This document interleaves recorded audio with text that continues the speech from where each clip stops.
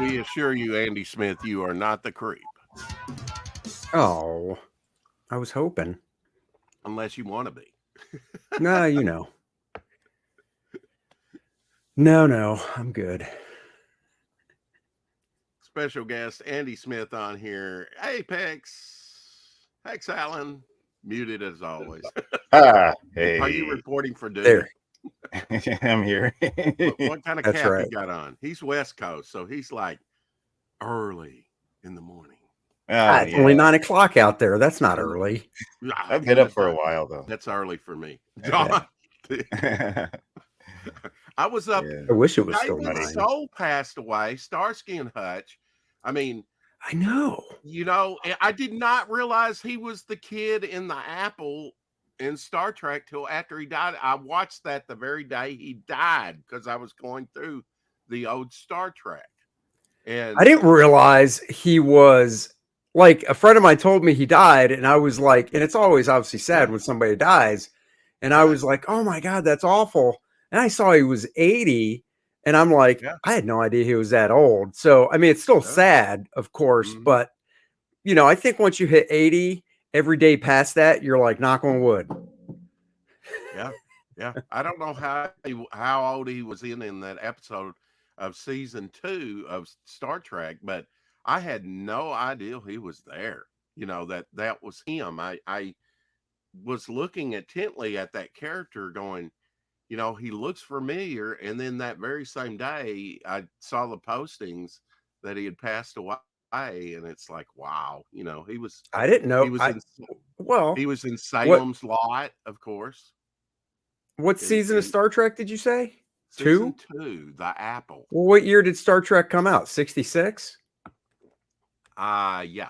hmm So I mean 67, that's 67 is 57 years ago now. So, you know, he 67, was I was like 2 something, you know, he yeah, was a well, he little was older. what, 20 Yeah. he was I I'm guess like around 58, so 23 then. And Shatner's Yeah. nearly 100 years old. So he's like Right. 22 Still years older than me. And he was probably 22 when he did The Apple, if that, you know, and I did yeah. not realize that was him. In fact, I've seen somebody miscommunicate the alien that he was in that, you know, because he was wearing makeup, but nothing too heavily. You know, they were just like had a Right. red, white hair, and yeah, he was playing the young kid that learns how to kiss and mate. Oh, okay. Well, Yeah, see, Star Trek is educational. yeah, absolutely. I mean, the birds and the bees and the Vulcans and the trees, you know, oh yeah. That's right. and live long and prosper. Yeah, I mean, I just went through Exactly. the Schlong Par with with Spock on Vulcan, you know, when he has to get back home or die. You know, he looks like he has Leonard Nimoy looks like he has Parkinson's. Oh, in that geez. episode. Till he can go pick a you know, fight for his love that doesn't love him. He's jilted even on Vulcan. Yeah. If you're half human, you know, don't Hey, let anybody know around here your other side. You know, All right. So hello, Fanta hey Fanta. is here. Cool. Yeah, what's up, man? Yeah. So I'm gonna have some streamer problems. I don't know what's going on with my end. I'm glad Yeah, it's you still keep you. kicking yourself. I'm not doing anything. Oh, Andy, one of it's weird. you know, I don't know if you saw this on See this. on this was a Christmas present for my co-host Shadowhawk that you've met. Big backer, over 400 projects out there, CG projects. Gorgo, Nice. first crowdfunded Gorgo figure. I don't know if Oh, you know wow. any sort of 1961 UK Godzilla-like movie. Mm. Yeah, I've heard of it. Yeah. Spoilers, there's little Gorgo. And then Check you the have real one. like glow in the dark eyes. I don't That know little what one's a choking hazard. but It yeah, it is. has changes heads. Jeez. Very good Yep. articulation, like 26, 27 points of Oh, articulation on wow, this, nice. you know. Yeah. That's real cool. It's really nice, you know, swivel, pivot, you know, look at those feet, you know, Wow. it'll do a lot. and you get this is my favorite, the big bin for it to destroy. You know, PBR. No way. That's awesome. yeah. Well, it comes with all the little planes with little standy and wire to hang them up to, bendy wires to attack with, and then the diving bell that is the old diving bell that is Yeah, destroyed. yeah. You can, it's actually got a hole there where you can put a string in it and suspend it like it's underwater. You know, That's it's a lot cool. of fun. Yeah. That's so funny. Oh wow! Little Godzilla. All right. Nice. Itty bitty Compared to- Godzilla. They're making a larger version now. That's Titanic Creations. I found them through. They actually crowdfunded it, and they're doing the big one now. It's over on through Twitter. They release a lot through Twitter, but they have their Oh own. wow! Twitter. That's cool. Yeah, X. Oh, I mean, yeah. That's right. What is this Malcolm Twitter? X. Yeah, That's the next level articulation, man. no doubt, man. Mm. Well, let's go ahead and you know what? I picked this up, Andy, at the Second and Charles store. Ooh. That's I love Second and Charles. We Charles. like Got deals. this for like $1. Oh yeah. Quasar, Mhm. one of your Oh, your sweet. first efforts. Yeah. I got a few of those. Yeah. What I got a now? few of Was those that still. one of your first efforts, Quasar? I mean, for Marvel it was, yeah. Okay, Marvel, for yeah. Marvel. All right. Yeah. Yeah. Yeah. Yeah, Marvel Boy versus Quasar. This is a cool cover. I'm I sorry. Those remember telling legs. you Ooh. in your chat a couple years ago at Halloween time, because you were doing Yeah. a lot of streaming.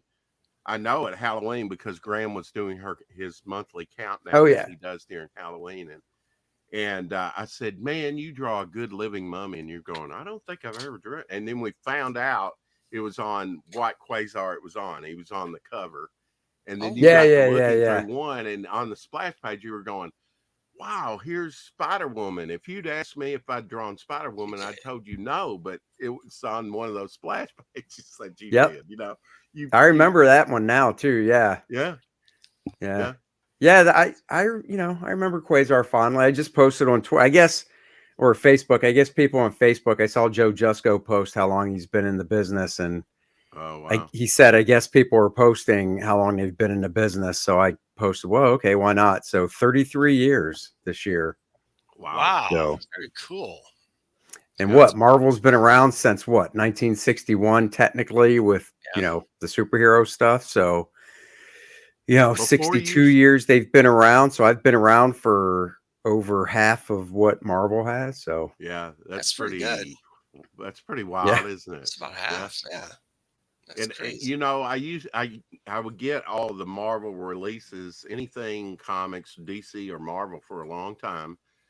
I got burned on some of that woke stuff, and it Oh, kind of yeah. put Sure. me off on that. And I don't have the disposable income to do that. I'd rather support my own project or CG. yeah. Projects, Exactly. but I used to watch the documentaries, and Stan Lee would go, "Yeah, we've got 4,500 characters. We've got 7,000 characters. Yeah, we got 10,000." It just kept growing, via the documentary. How many Speaking of characters which- they actually have. I actually have your old drawing book. How long has your drawing book been out? Your dynamic Nice and tight. book? Next year will be 25. So 25 years. hopefully Wow, I'll you be did that doing early something with it. on. Okay, you did that early on in your career then, didn't Wow. you? You're like 33 years into it. It's Yeah, I did. 25 I was years. like, I I'm think proud. about it and I go, what the hell was I thinking doing a drawing book when I was only in the business for about 9 years at the time? Right? TJ said you started around 2 years old, right, Andy? Hey, 35 years. PRB. Yeah. Yeah, cool. Yeah. I'm only like 35, 36. Yeah. That's Yeah, about right. yeah. Math wise. Excellent. Wow, that's great. Not Oh, yeah. starting the year out truthfully, Andy. That's great. Catch Right? up Oh. with you. Nobody knows. Nobody Make you sees lose my your birth hair. certificate. Yeah, right. The official Dennis knows. I'll find out from birth him. certificate. Or maybe That's right. he's not telling. No, he knows. I guess He's smart. He'll lie though, because we're the same Yeah, you age. need so. to talk to him for us and let us have him on the Rex Hex and Apex show here pretty soon. And Yeah. of Send him course, both a. of I you mean, I are will. excited. I'll definitely. I'll talk Yeah. to him, but send him a DM. Yeah. And Where can on people find him, Andy? Dennis, just on Yeah. he's on Facebook and Twitter X. Just So under his name. now, well, Facebook he is. On Twitter, it's Dinja's Comics. Okay. But I, if you search Dennis Turner or just go to my stuff, my page, because if I do a Cordrath post, I usually always tag him in Right. it. So if you go to my page and just scroll and see a Cordrath, you'll see it Dinges. But yeah, shoot him a DM and I'll let him know as well. So Cool. Who has more comics, Andy? You or him? oh, he does by far. He's got over Okay. 20,000. Yeah. Mm. That's Good amazing. God. Yeah. Wow. Mm. Yeah. Oh, by far. I mean, I've only got 1, 2, 3, 4, 5, 4, 20. I've got like 20 long boxes, Yeah. Oh, yeah. That's about including the other boxes, miscellaneous. Let's say I've got high end 30 long boxes. He's got probably 200. yeah. Oh, But wow. now he has a shelf system, doesn't he? Yeah, I mean he got has that a while ago. yeah, he uses the drawer boxes. He got me turned on to Mhm. those things. So I've got, you can kind of see a part of them back there. Yeah. I got the drawer boxes so you can just pull them out. It's easier instead of having to always lift to get to the Right. bottom one. That's why I went to short boxes because those long boxes are, especially as we get older, they weigh a lot. Oh, I know. I've got 3 or 4 boxes in there of nothing but trade paperbacks because I don't have the shelf space. Now I would not attempt to lift those at all, or No. even put those way. upright. There's no way. They're just too heavy. Yeah, I stopped Oh, yeah. collecting long boxes. The short boxes, it's pretty much my speed, but Well, it Yes. takes But they up more do room, the though. drawer box people do short boxes as well. Do they? So Yeah. Okay. oh yeah. that's- Yeah. yeah. Yeah. Okay, we got the Nice and Tight campaign. Yeah. 7,128 by 94 backers. Let's see if we can get them to 100 backers. Try to give them the apex shove and see. Let's see if we can get him to 10,000 today. 10,000. that would be That'd that a would good be nice. start. That would be nice. We Astonishing call it the comics. Apex Flex. Apex Flex. That's Give right. them the Apex Flex. How There did you go. you come up with astonishing comics as your thing? It's just like That's a good question. Astonishing It's Comics. been what's it been now? 3 years, I think. Probably 3 Mhm. years since I started using that. I wanted something with an A. And I just kind of was going through different, I guess like the Mhm. normal way. Once I settled on wanting it to begin with the A, I just started going through different adjectives, I guess, until Was that that one because hit your me. 'Cause name's Andy, or A? You always yeah, I take mean, it first? very small part is that, but the other part is if for any reason I ever was to be in a catalog, A Mhm. comes first. Right. So I want to be in the front. Sneaky, Um, sneaky. Yeah. I also thought like so I also looked at Astounding as well, comics, but I just liked Astonishing more. Yeah. And I had a friend of mine, the guy Steve Dutro that does all my lettering for me and my books. He designed the logo for me, and Mhm. then I went through the official channels and got it trademarked, so it's officially trademarked. So they did, all the searching and stuff to make sure, there's no conflicts. Because if they bring up any conflicts, well, Right. if it's a big conflict, they won't even do it, Right. obviously. But if there's no conflicts, then it's like, yeah, go ahead and take it and do it. And that process, I had no idea how long that would take. That process took like maybe a little over a year. Oh, really? Yeah. Now it wasn't like daily stuff. It was just from the start date of like, contacting a trademark, Mhm.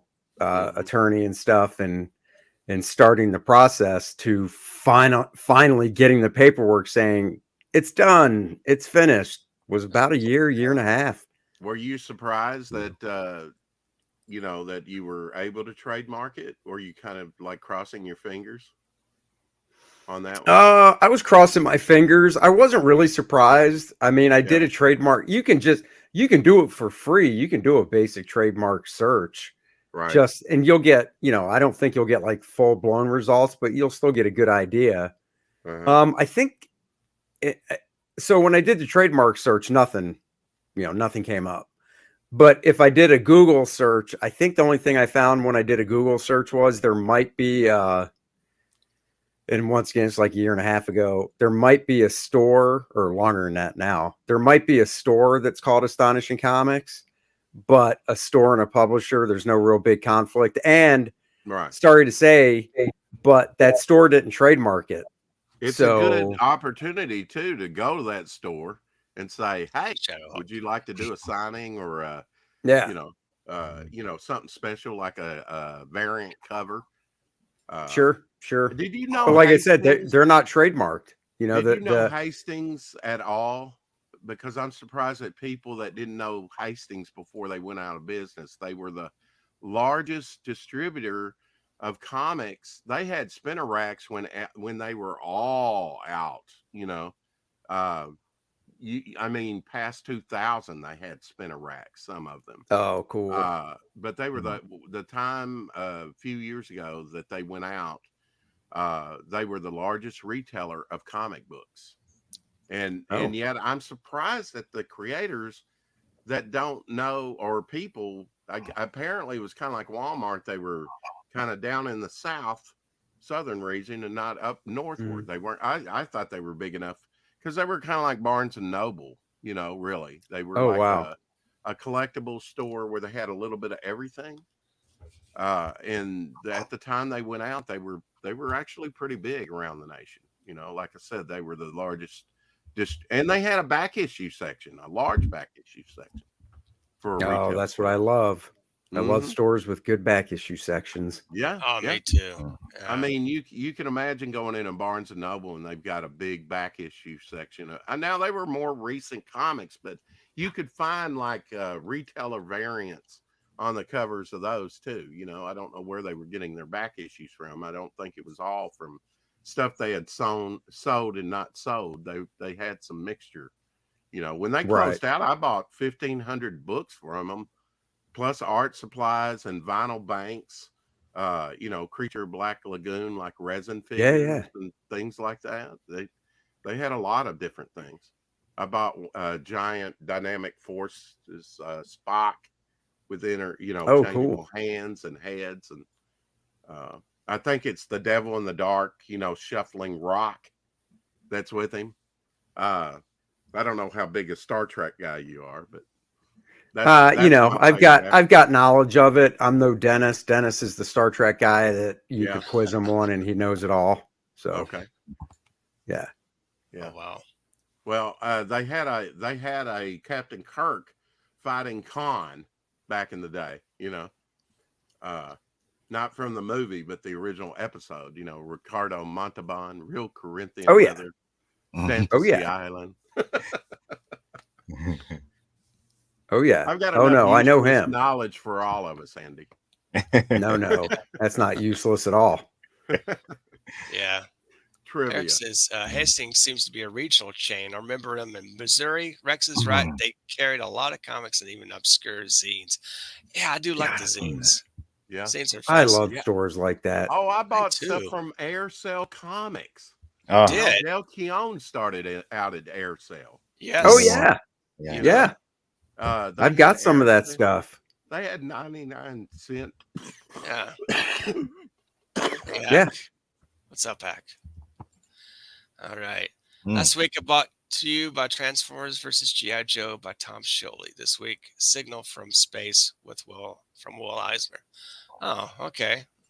Interesting. Yeah, I met Will Eisner back in 2000 at San Diego Comic-Con. Oh, Shook wow. hands with him. I Living legend. was fortunate to do that. And then, Yeah. passed on like 5 years later, I think. I forget. Wow. Yeah, I can't remember when he passed away, but I was lucky enough. I think I met him in either 93 or 94 at a convention. Yeah. So real nice guy. Glad I could meet him. I never met Jack Kirby or like John Buscema. I was Mhm. lucky enough to meet, I met Stan Lee at a Marvel Christmas party back in the early 90s. Oh, wow. Yeah. If I would have had I guess if I would have had the forethought, or maybe, I probably would have been like, hey, can I get a picture? And, obviously use the camera. Right. But it just didn't cross my mind. It was just like, hey, cool, Andy Stan Lee or says, "This whatever. is my Polaroid Yeah. with Stan Lee." That's right. Hey, Bone. All right. That's right. Party cam. It's a party cam with Stan. Yeah, he was generally nice guy, Andy. Oh, yeah. Yeah. I mean, he just had that air of he, was very easy to talk to. Mm-hmm. Yeah. Absolutely. Yeah. I met him and asked him a question once. It confused the hell out of him because he didn't catch up. He didn't keep up with the current Marvel. He was out and about doing his ambassador duties and all the conventions. Oh, that's how it was in 1993 or 4 when I met him. He didn't. Yeah. I'm sure whatever the top selling stuff was at that time period, he probably knew. But other than that, because I know I was working on Quasar at the time, and I'm sure he had no idea. Yeah, he probably didn't even know the character Quasar. Yeah. Quasar kind of started out as Marvel Boy back in the 50s, right? Kind of the concept of the character. Yeah, and then he came back, and I think it was an issue of Fantastic Four that George Perez was doing when he was working on it for his run back in the 70s. They brought him back. I don't know if that was the issue they renamed him Quasar in. I don't think it was. They call him the But Crusader. Yeah. The Crusader. Yeah, but I think that specific issue has gone up because it's touted as his, first appearance back since the Golden Age, if I remember right. You did on your Quasar run, which was, a few issues there. I think you even got the slot for issue 50 that was kind of full enhanced, right? Yep, I sure did. But now, didn't you do one of those covers was Quasar against Marvel Boy, standing off against Marvel Boy, fighting, I think, which was the sure was. Right, there it is. Uh-oh, we got an issue. That's right. There you go. Right there. There it is. And, the other thing I was really happy I got to do before they changed stuff so much is I got to draw a corner box, the art for the corner box. I call it a Ditko box. Ditko actually came up with that. Although I've seen comics from the 50s use that as well. Is that one of yours? But Marvel, yeah, that's mine. Yeah. Ditko really made it excellent in style. Did you ever do any heads? Sweet mullet. I used the Avenger heads that John Byrne did. Yeah, I mean I think they reserve those for basic team books and stuff. I never did any, but just growing up and seeing that and being like, oh my God, I love the corner box and being able to actually, draw one before because hell, it had to be just a few years after that they stopped doing that layout, I think. Yeah. And you remember those early Marvel team ups, they would do the bullets with the full characters or sometimes, Ghost Rider on his bike. Actually, Brodsky, made contact with him on eBay because I attributed that image to him, and he said, "No, that's Gil Kane," which I knew I saw a post you recently did on one of your Gil Kane pieces, the fading. Of course, he used the pen, and he and Alex Toth was the exception. They rushed that stuff off to the printers before it would change color, which I don't know if it'd change color that quick, but it certainly will. Oh no, it takes. I mean, if you use that type of, it was basically, I think it was like a flare marker is what they used. Mm-hmm. And I mean, you can still buy that type of marker and it'll still fade, but I think if you keep, and I could be wrong on this part because it could just be an age thing, but I think if you basically keep it out of like the sun and stuff and just have it put away, it might not fade, or it's really going to take a long time.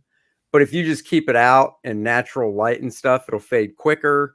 But it Right. still takes years. It takes years. I mean, if you do, if you bought a Gil Kane piece that he inked with that marker, like, a month after he drew it, it would be probably at least a year or more before it started to fade. And then to get to the point of like the image that I posted, that's got to be probably a decade, I would imagine. So Well, it takes a when it long comes, time. I had a friend that would actually make magazine size comics of his own, and he actually would laminate the covers. Well, when you do that with those markers over time, they not only fade, but they kind of They spread out. bleed They out. bleed. Yeah. Yeah. After a while, they Well, look and the like other crap, thing, the other thing too is, and I don't think you have to worry about it with like the flare, but I Mhm. know that if you used the old school Sharpie, over Oh, time yeah. it would bleed through the page, and if Yeah, you it's had not something below it, it could possibly bleed onto whatever it was below it.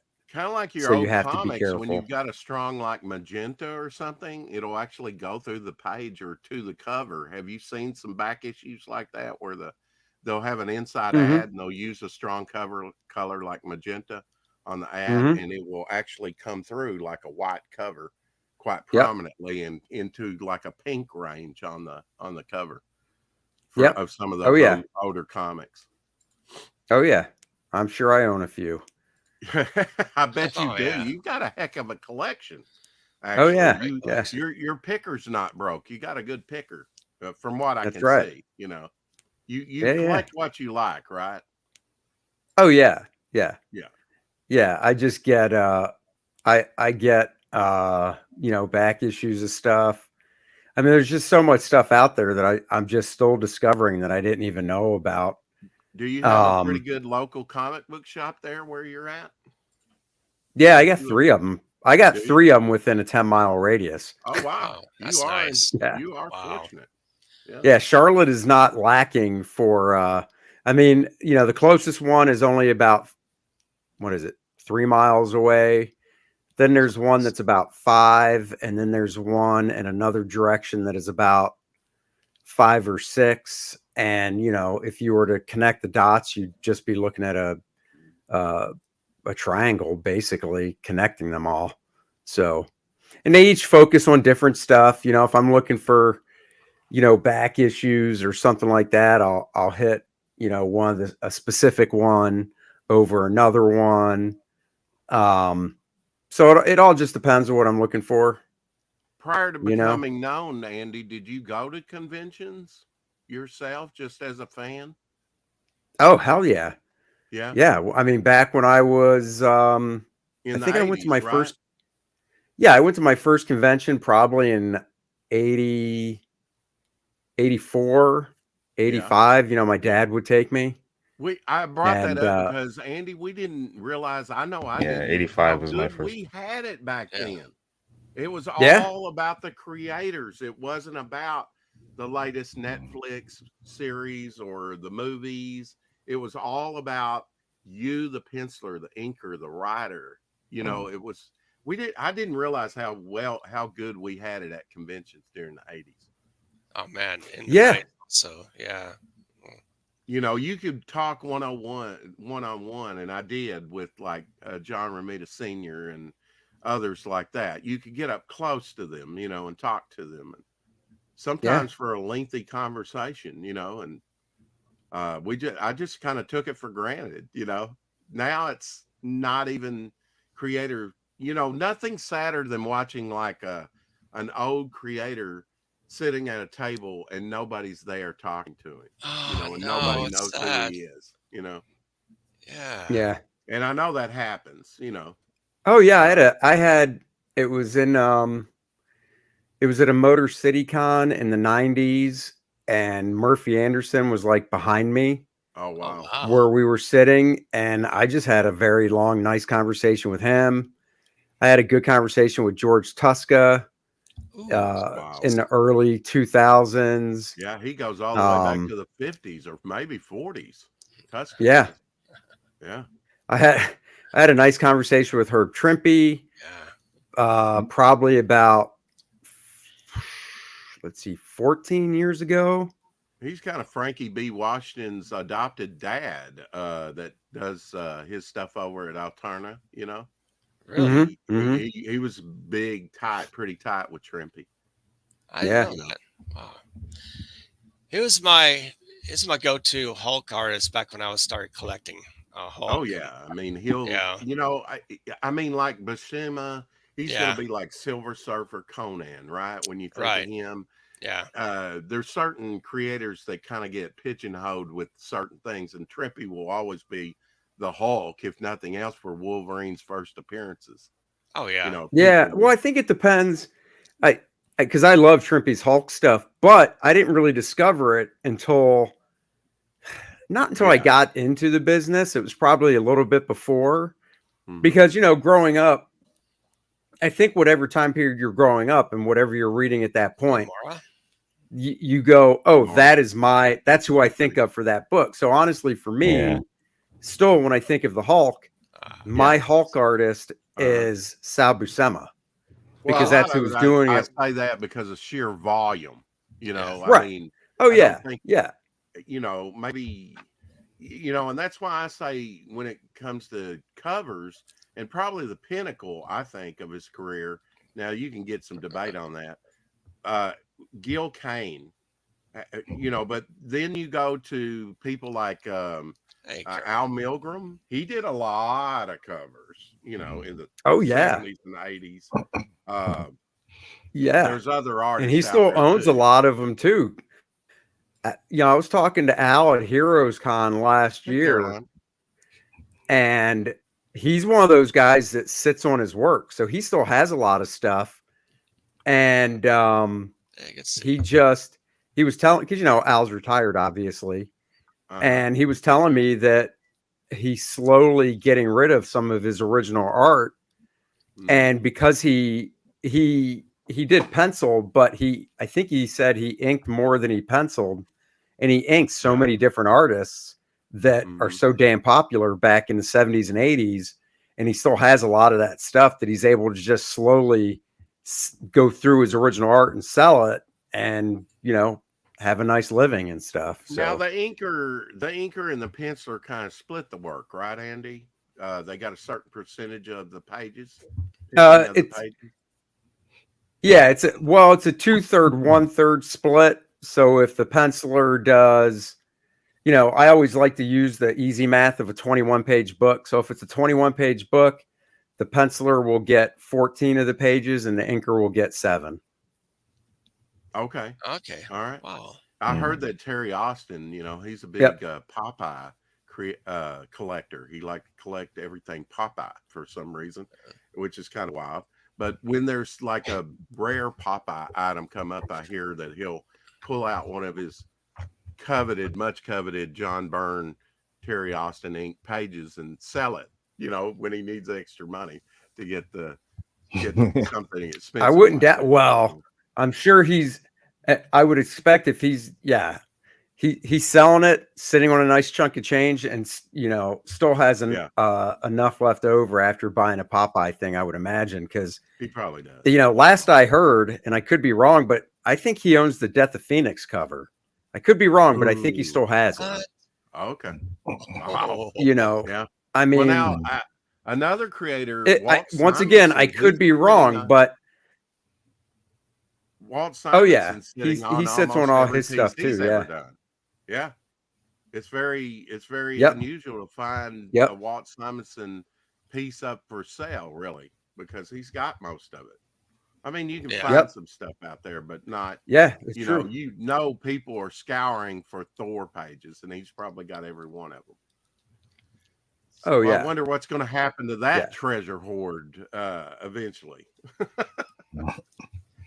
The Walt Simonson Museum. You know, I don't know. I mean, one of the things I've never. I'm sure I could find out from just asking somebody that knows him.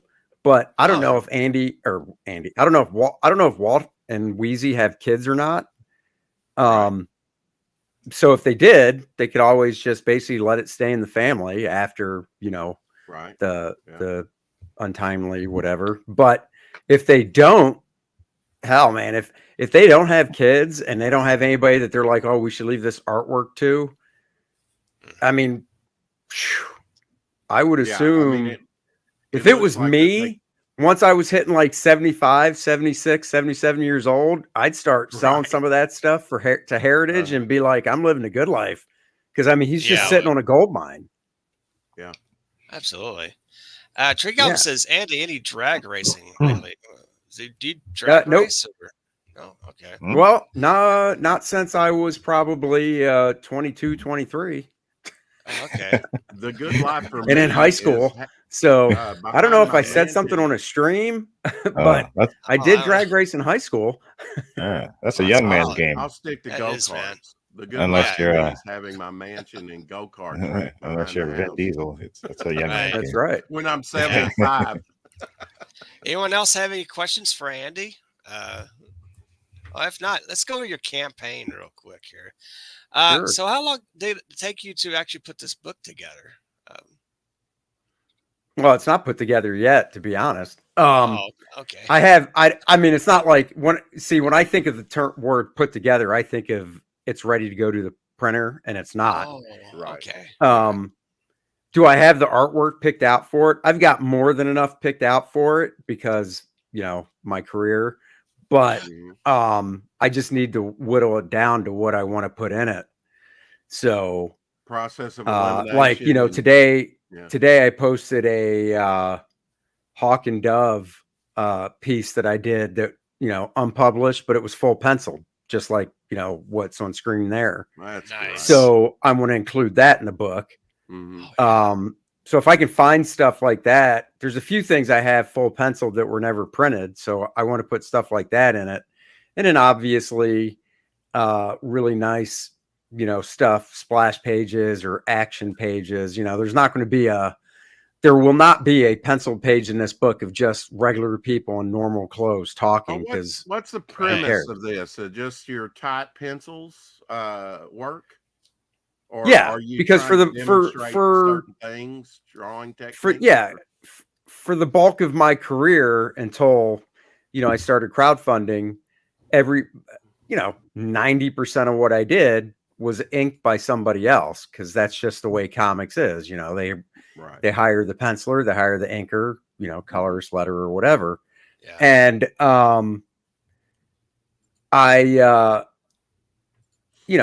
basically, if you're not the inker or the editor, a lot of these full pencils have never been seen by anybody. I mean, I've got some examples up on my website. There's the hat. I've got. Real quick, Eric. So I don't do a lot of live drawing streams. Okay. I do, and I can tell you why too. I do. I'm trying to do, and I've been doing it for a few weeks now, maybe 2 months. I'm trying to put up one time lapse video a week on Thursdays where, I draw at my desk with the camera, recording it time lapse, and it's a 5-minute video of something that takes me about, an hour and a half or two to actually do. I don't do the live ones because they take about an hour and a half or so. And when I work, I like to listen to podcasts and stuff.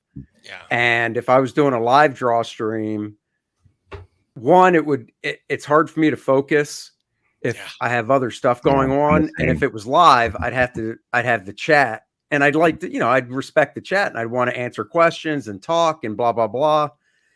I just can't do that when I'm drawing that easily. And I was on Graybeards once, and I'd like to do it again.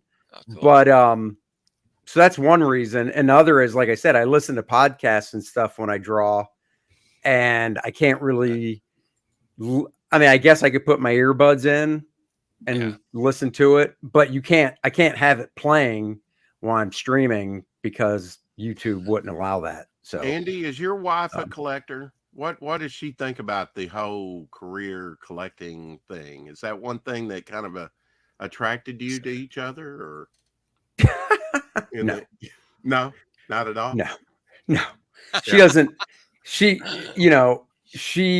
I mean, it's nice that my office is above our garage, and the garage is detached from the house.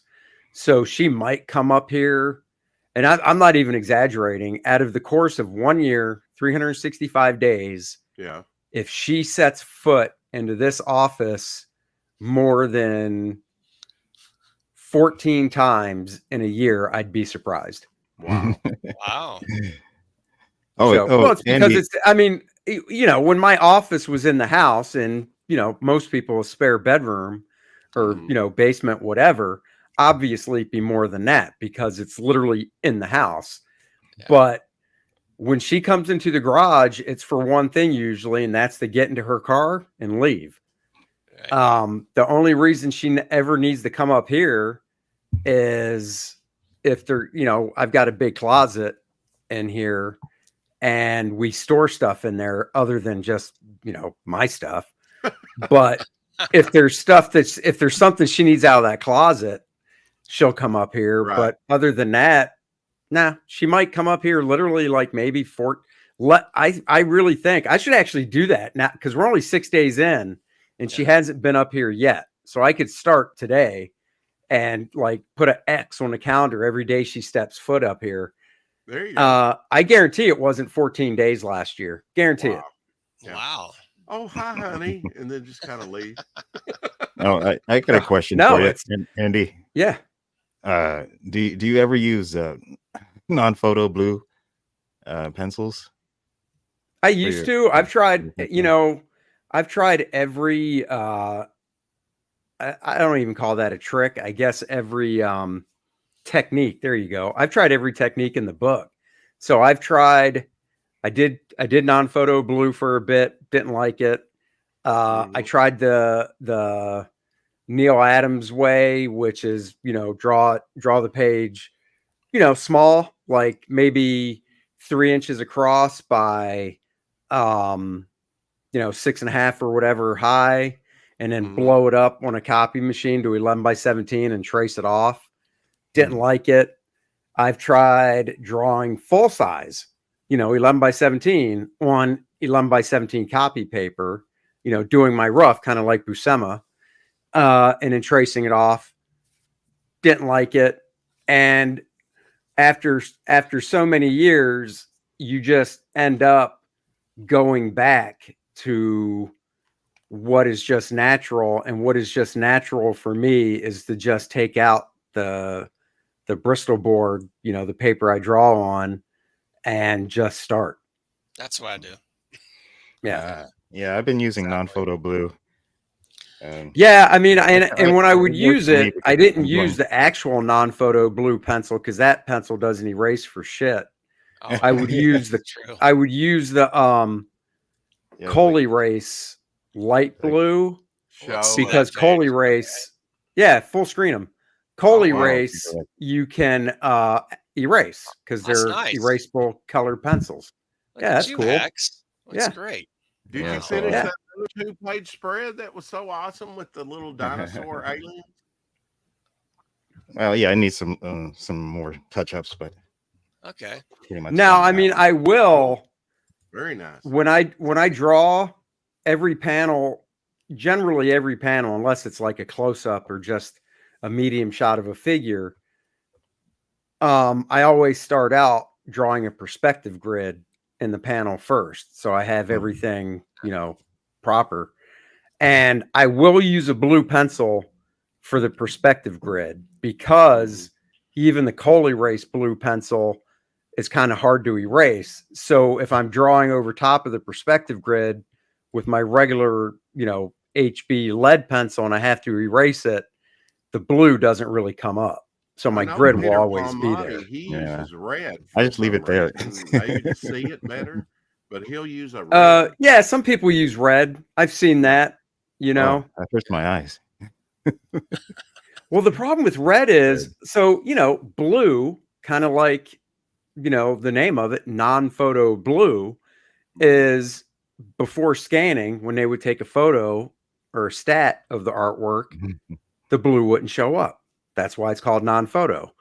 And then even with scanning, if you scan it, obviously if you scan in full color, the blue is going to show up because it's supposed to pick it up. But if you scan in grayscale, the non-photo blue, unless you press really hard, 9 times out of 10 won't show up. However, red, I never understood using a red pencil, because red, when scanned in grayscale, usually reads as close to black, like a dark gray. Right. So it would still show up. So I really never understood using a red pencil, because there would still be cleanup, necessary after you scan it. Or more cleanup. I mean, I always have cleanup I do to my stuff after I scan it, but there'd be more. So you got a limited edition trading card. $4 is pretty good. It's a good price for that. Well, I sold it. So the funny thing is, on the core draft campaign, we were selling the card for $5, because that's the card that if you signed up, and the email list was out and backed the campaign, that's the cards you'll get for free. But if you didn't and you want to buy the card, you can. Well, on the core draft campaign, we put the card up for sale for $5, and we said, if you order the book, there's no shipping. We'll just put the card in with your order. If you literally just want to pay $5 to get the card, we were like, you know what? It's free shipping, because I'm just going to put it in, and I've done this, just a little plastic card holder. Right. Put it in an envelope, put one stamp on it, and mail it out. Right. Oh, yeah. Well, what we found on the core draft campaign is, if you say there's no shipping, then they don't collect an address. So I had a few people. Luckily, it was literally a handful. We had a lot of people buy the card and add it to their campaign. So that was easy. But we did have maybe 5 or 6 people just pay $5 for the card. And I realized I don't have their address. If you don't charge shipping, you don't get an address. Right. And I realized, wait a second, I don't have their address. So I had to message all those people and say, hey, I need your address to mail you the card. And they sent it to me. So on this campaign, it's $4 with $1 shipping. Yeah. But that's just so I get your address. So it's still $5 and basically free shipping. But now, because I'm charging $1, if somebody buys it, which people have, I will get their address. So I won't have that problem. Excellent. Andy, I've got to ask you this, just out of my own curiosity. I know you're probably going to stick with Indiegogo, but any plans to do anything on any other platform, like Fund My Comic? Yeah, I might put this on it in a little bit. I just haven't decided yet. So yeah, we might. Yeah. I noticed that Gary Martin did that with his. He started out at Fund My Comic. Now he's got to sign up for Indiegogo for his. Oh, does he really? Oh, I didn't even know that. I backed it. So it's up right now. Yeah. Oh yeah. Oh, cool. Yeah. So I might. I did find when we did core draft on Kickstarter for the 60 days. I mean, it's nice. Obviously raising money is nice, but it did. It was a little just kind of, in the fulfillment part of things, confusing, going, okay, here's the Kickstarter stuff. Oh, okay, here's the Indiegogo stuff. Now, 90% of it was Indiegogo if you break it down. So it wasn't like with Billy Tucci, when he does it, he'll get a good, 50-50 or 60-40 split, Right. He's been doing Kickstarter for decades, though.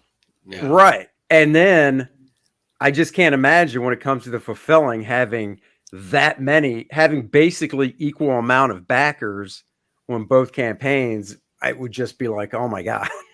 Wow. I don't know how he does it. I mean, his art is so superb. And it's wow. Yeah. I mean, this was the largest, core draft was the largest campaign, obviously, I filled. And Dennis and I finished fulfilling the last book on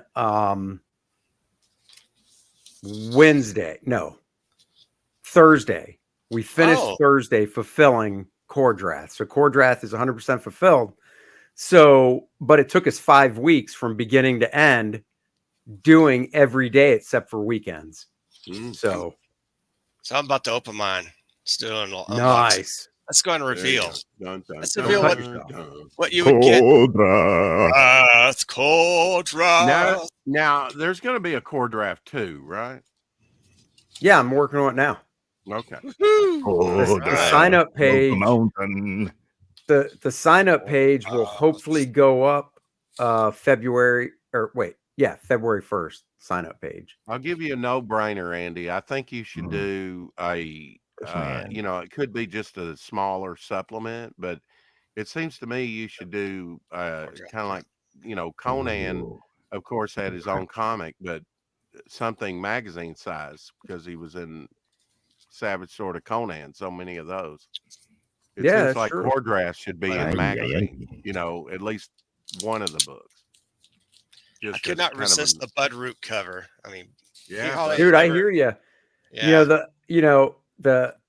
I'm glad you got that one. Obviously that we had there was a printing issue when we first got it. So the printer had to reprint those. So that's why it took longer for people that got the Bud Root cover to get it. Oh yeah, man. So yeah, you run into that. I know just with my own first book, it was like election year, and there was the paper shortage at that time. Yeah. Which really didn't affect me as much, but it kind of limited options and Hey, now I will say this, hold on, Apex, do not show, and this is for your own thing too. Okay. Don't go to the last page before you read the book. Because you'll spoil it, and obviously don't show it on screen. Oh, core draft dies. Oh no, he's dead. So much for the second one. Oh. The return of core draft. Now, will there be any core draft in this nice and tight at all? No, because I'm not doing full pencils because I'm inking it myself. Oh yeah. That's gotta be something. So yeah, no, I've had it's funny because I've had multiple people ask that, and it's a fine question, but yeah, no, because I'm inking it myself.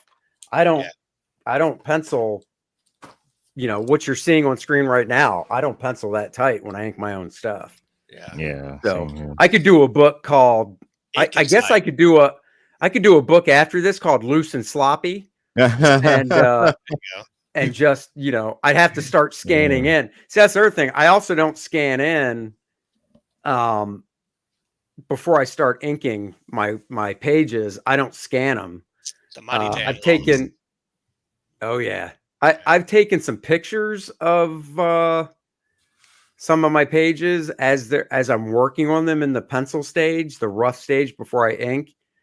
But I don't scan them. Now, I should start doing that because now that I think about it, I kind of like the idea of a book called Loose and Sloppy. Well, follow nice and tight.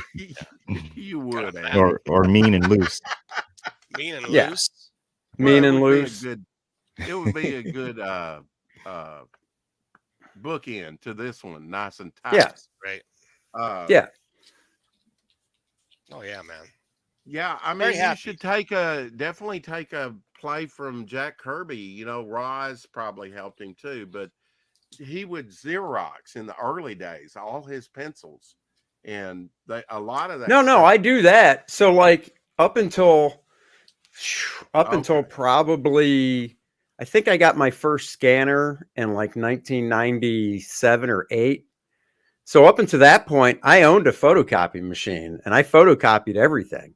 Okay. I've got in the closet behind me, I have photocopies of every job I've ever done before I sent it out. In the early days, a lot of people didn't think about that, or they shipped the stuff off. And like, I know Neil Adams at one point on one of his there it is. projects was looking for good, clean scans of the artwork.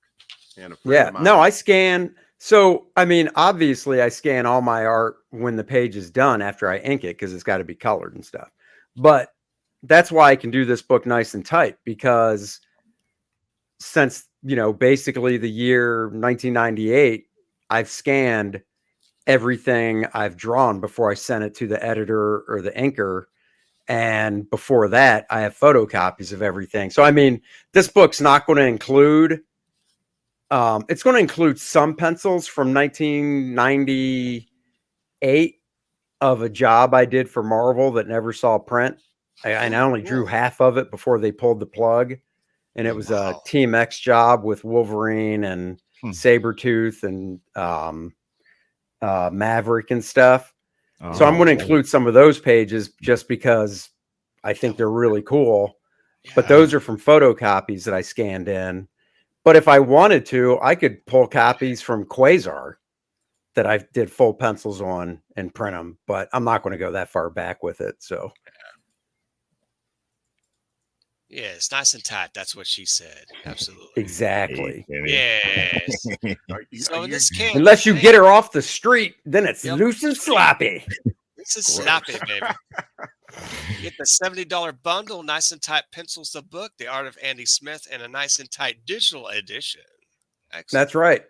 Digital edition is perfect if you want to practice inking, whether it's to ink your own work or somebody else's.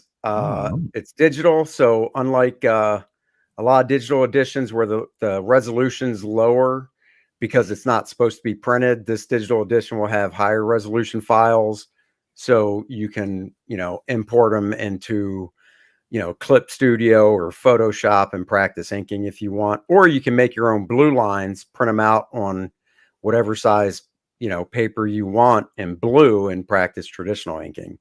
That's what I would do. I'm a traditional guy, so I would do something like that. See what my inks will look over Andy's pencils. I'm like, that's right. Good practice. Yeah. Very cool. Yeah, the book and figure commission $250. That's pretty good price. That's the going rate. I'm actually, so technically Cordrath is 2 books away from being 100% fulfilled. And the reason it's 2 books away is because a couple of the guys that commissioned me to draw something literally just got back to me from, because I sent the email in September to the backers that paid for the headshot or figure shot saying, hey, it's that time. Send me your options of a character and I'll pick one to draw and send it, when we fulfill the campaign. Nice. And in December, 3 people still hadn't gotten back to me, and I had all the other ones drawn. So I sent them an email note in December. I sent them private messages on Indiegogo saying, hey, just a reminder, we're actually fulfilling the book now. I need to know who you want me to draw. Well, now it got down to like Monday this past week, so New Year's Day, and it's like, okay, I know I'm going to finish fulfillment this week, but I still have 3 people that I have to do drawings for that have yet to get back to me. So I emailed them again and I said, hey, I need to know who you want me to draw. And I got a reply back on Tuesday, and I actually got a reply back yesterday. So I now have 1 person I'm waiting to hear from, so I can do it. And then I have 2 people who I've got their packages all boxed up, but they have yet to, on Indiegogo, and I'm sure you guys know this, on Indiegogo, once you back it, your address is automatically put in. But on Kickstarter, you don't get their address until you email out the surveys. Well, I emailed out the surveys, and there are 2 people from Kickstarter that have yet to reply with their address. So I can't do anything. I've got their books. Like literally, I could pick them up and show you the boxes. Yeah. and their name is written on the outside of the box, so I know what label to put on each one. Yeah. I mean, I feel bad, but there's get back with there's nothing I can do. So guys, no address. Get back with Andy if you happen to order a piece and get I've messaged them. Yes. I've emailed. You did what you could. Okay. Now this portfolio review, that's something else. Dedicated 2 hours of your time for this. That's a pretty big thing. How Have you done? I'm sure you've done a few portfolio reviews when you're at cons and things like that. But Oh yeah, and I've done a few of these video ones as well. You know, the artist that's featured in that thumbnail image or whatever. You know, I asked him specifically, can I use you, you know, as an example, and he was like, yeah, by all means. yeah, But yeah, I mean, basically, I mean, you can do less. I could do an hour, yeah, but 2 hours seems good, and for 2 hours, yeah, it'll be just like we're doing this on StreamYard right now, except that it won't be live. It'll just be recorded right. one-on-one, and once it's done, I send you the recording, and I send you any of the draw over stuff I did in Photoshop, so you can reference it as much as you want. So, and it can be anything. It could be, I mean, if you want to pick my brain about coloring, that's cool. I know how to do it. If you want to pick my brain about inking, penciling, or if you just have a portfolio you want me to look at pinups, whatever. You know, if you want a 2-hour lesson on just figure drawing, I don't care. I'll do that. So it's really up to the person. So That's great. Oh yeah, man. So guys, go ahead and support Andy Smith, Nice and Tight. It's out right now on Indiegogo. I know Apex really likes that title. I got to give it. I got to give a tip of the hat to a friend of mine. Yeah. I was talking to a friend of mine, and I don't even remember what the original title I had was. And he's like, dude, you should call it Nice and Tight. And I was like, oh man, I am. And he goes, are you serious? I'm like, hell yeah, I'm serious. That's awesome. Yes. I have to say, happy belated birthday to Hex Allen. It was his birthday happy the birthday, other day. Hex Allen. He's 52 years old. Hey, young man. Wow. Very young. Wow. How did I make it this far? Thank you. Yeah. There's no way. You're not 52. Get out of here. I know. Oh, He looks yeah. 30. Unless my birth certificate is lying. Yeah. Are you really 52? Yeah. Yeah, he is. Yeah. Man, He did a posting. He said, I'm the new 52. I thought I was holding up well for 52. 50 something that I am, but man, you're really holding up well. Well, I'm That's pretty 58. good, The lighting. I don't look too bad. Don't be fooled. It's the lighting. I'm actually gonna- 60. Yeah, It's what's going to happen is you're just going to wake up on one birthday and you're going to look in the mirror and go, holy shit, it hit me all at once. That ain't fair. Right. Well, let's play the video. Is this a long video or is this? Andy's Oh, no. I keep like the book is nice and tight and the video is too. Nice. Yeah. Let's check it out. She let her hair down tight. Right to the point. Nice and Tight, the comic book pencil art of Andy Smith. That's me. That's book me. Features 52 pages of some of my Get favorite outta here. full 52. pencils that I did for It's other 64 companies pages now, over baby. the past Stretch 2 goals. decades. The raw pencils as they were seen by the inker, and now you can see them for the first time. This book also comes in a digital format so you can practice your inking in your favorite program. Back it today. Back it today, ladies and gentlemen. And it is 64 pages now because of stretch goals and such. So it is not 52 anymore. Andy, Oh, you're a man. Joe Kubert alumni. Have you ever went back and actually taught for them? Have you? Actually No. asked? The most I did was go back and I did this was in 2016. I went back and did a portfolio review of third-year students because I was going to a con in New Jersey that was only like a half hour away. So I got there a day early and went by and did that. Teaching wise, I mean, that's just impossible because of where I live. Because, Right. I wouldn't mind. I've taught before, not obviously there, but at the University of North Carolina, Charlotte, I taught about 12 years ago now. I taught for a couple years, taught for a few semesters. Does the Kubert school have like reunions? You would just have to organize it. Like you'd have to basically, Okay. I'm sure that I can't say yes or no because, take my class, the class of 1991. I would probably contact the school and say, hey, I'd like to hold a reunion. Is it possible to get any contact information you have for my fellow graduates? And so I can contact them. Now, I only graduated with I think there's 30 something of us. So it wasn't a lot.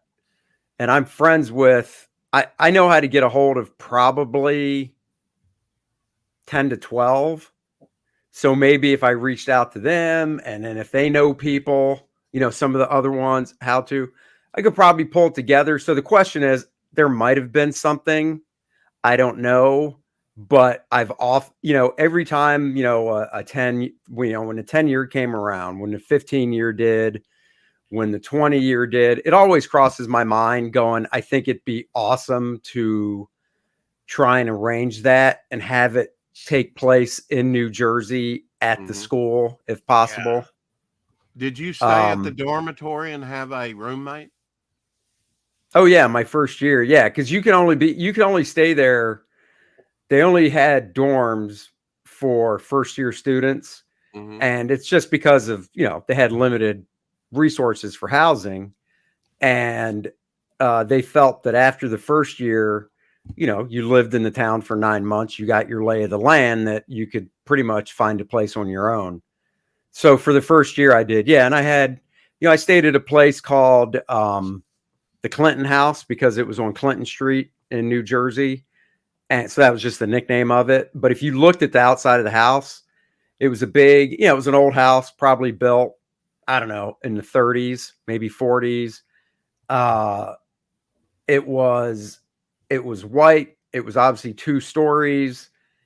It had enough, I don't know square footage wise what it was, but it was 2 floors. And on the first floor, you had 3 bedrooms, actually 4 bedrooms on the first floor, and a bathroom and a kitchen. The resident advisor had 1 bedroom to himself, but then the other 3 bedrooms were big enough for 2 twin size beds, 2 dressers, and 2 drafting tables. So basically you had six students down below. And then on the second floor, it was the same thing. 3 bedrooms, big enough for each of that stuff, a bathroom and a kitchen. And so there were 6 above. So there were 12 students with the resident advisor, so 13.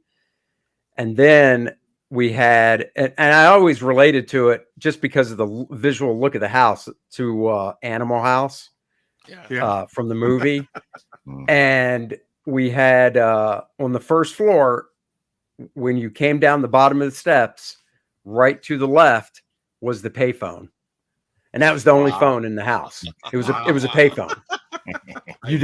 There weren't any outlets or phone outlets in the actual bedrooms. Phone it jacks. Was just the payphone. Yeah. So if I called my parents, if you called anybody, you'd use the payphone. But if they were, like for me, my parents obviously had the phone number, like most of my classmates' parents did, and the phone would just ring.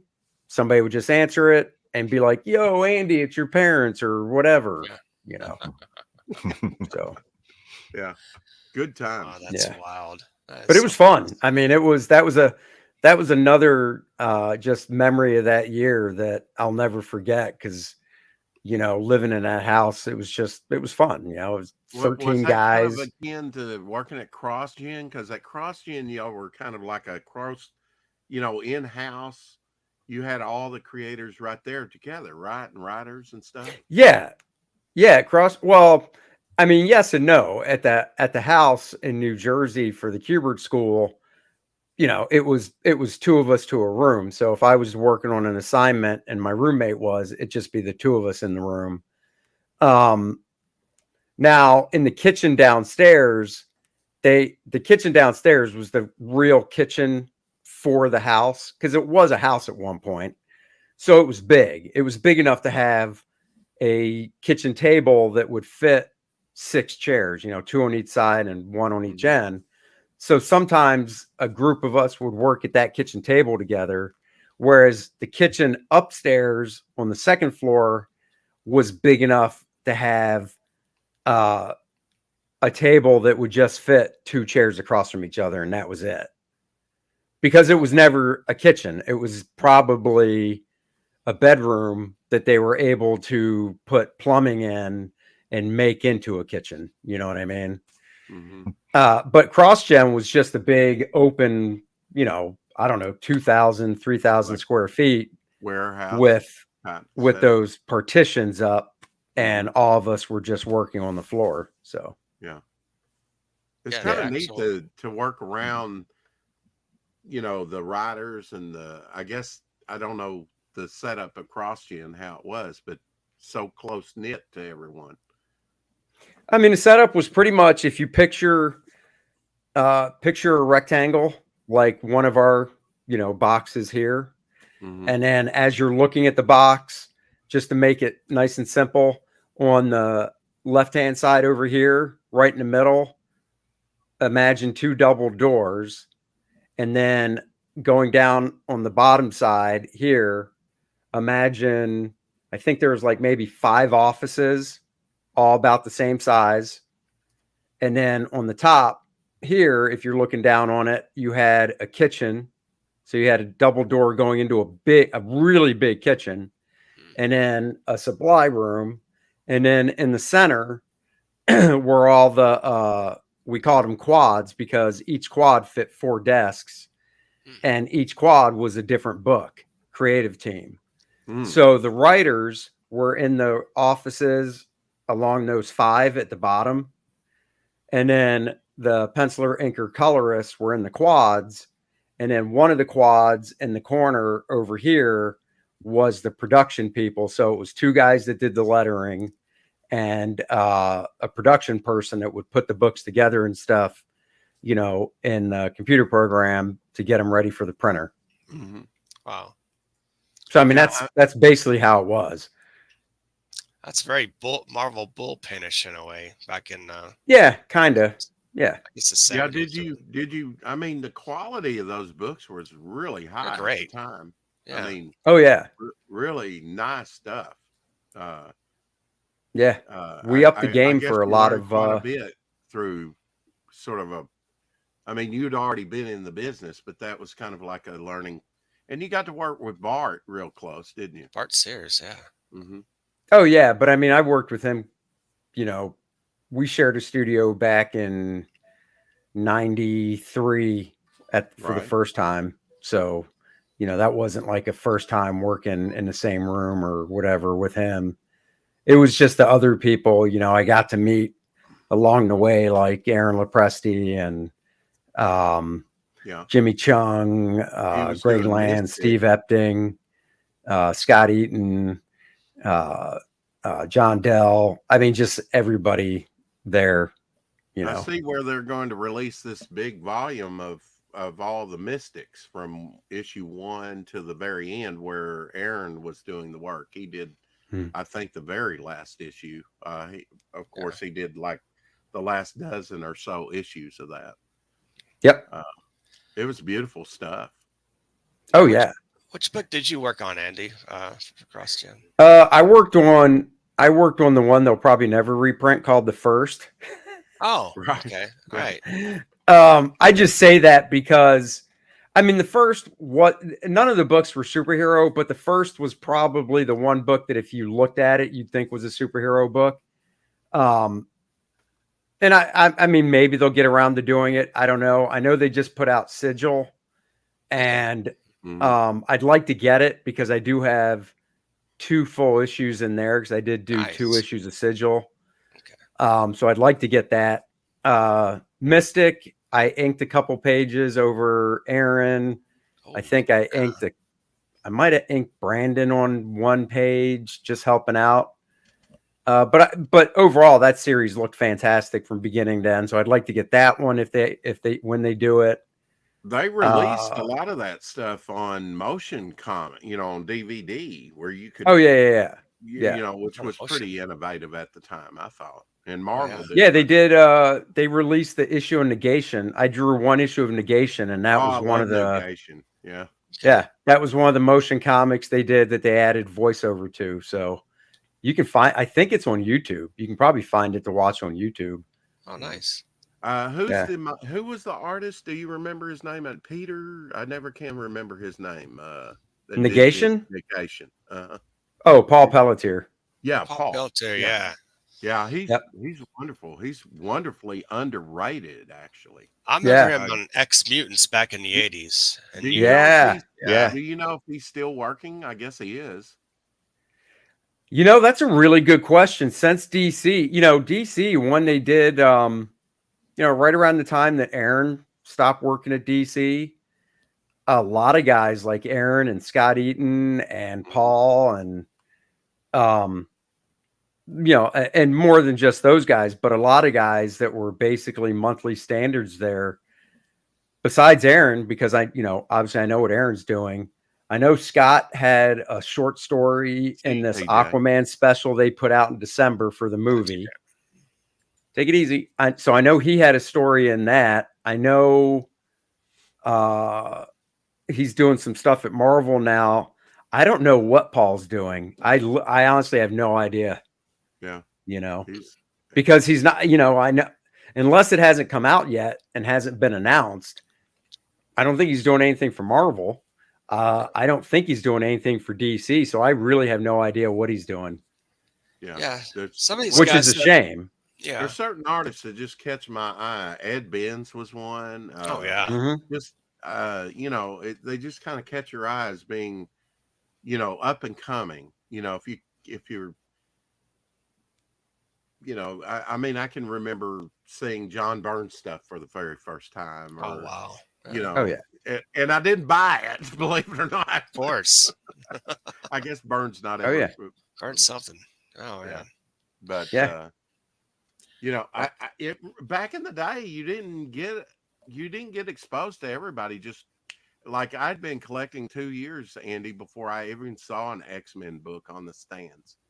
Wow. Just, my local place or like pharmacy or the different places I was going to look for comics just didn't carry it. So it was like 2 years before I even saw an X-Men book, Right.